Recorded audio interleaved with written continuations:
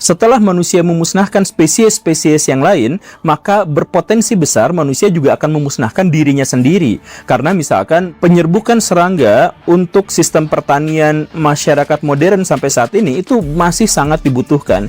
Jadi kalau misalkan serangga semakin lama semakin habis ya, maka sebenarnya itu merupakan ancaman untuk pangan dunia, kan begitu. Dan seterusnya dan seterusnya. Dan kalau misalkan pemanasan global tidak bisa dihentikan, kemudian suhunya akan naik terus-terusan. Bayangkan Baraya, Bandung 27 kemudian menjadi 36 dalam 15 tahun, kemudian kedepannya akan menjadi sampai sepanas apa, Jakarta akan menjadi sampai sepanas apa, kemudian Arab Saudi akan menjadi sepanas apa, dan seterusnya. Bayangkan Baraya apa yang terjadi di masa depan. Kalau misalkan pemanasannya itu sudah benar-benar ekstrim seperti itu, maka ini akan mengubah iklim global secara lebih ekstrim dan radikal.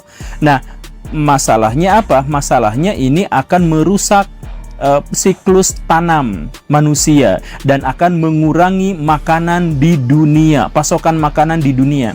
Kalau misalkan Baraya mau ngecek sebenarnya sekarang, kenapa intensitas perang menjadi cukup besar, semakin kesini semakin banyak yang berperang, misalkan begitu. Ya karena rebutan sumber daya. Kenapa rebutan sumber daya? Karena sumber daya itu menjadi semakin sedikit, lebih sedikit lagi untuk didapatkan.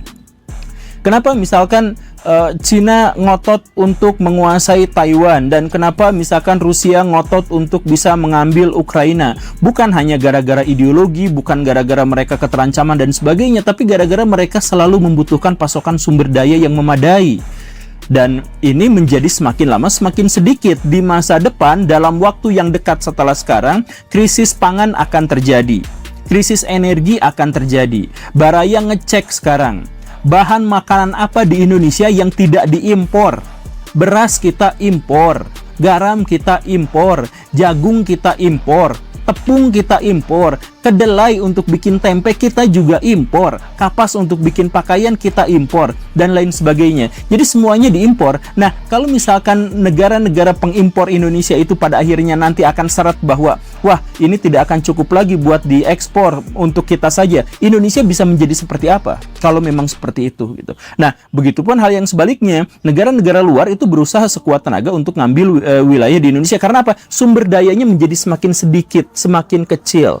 Dan ketika sumber dayanya semakin kecil, nanti perang akan terjadi di mana-mana. Ketika perang akan terjadi di mana-mana, itu akan meningkatkan suhu menjadi lebih ekstrim lagi dan sebagainya. Dan akhirnya mungkin banjir besar yang tadi dimaksud itu akan terjadi. Kalau misalkan sudah banjir besar, jangan bayangkan Baraya hidup di Amegakure yang setiap hari hujan dan seterusnya, yang nggak bisa seperti itu. Perubahan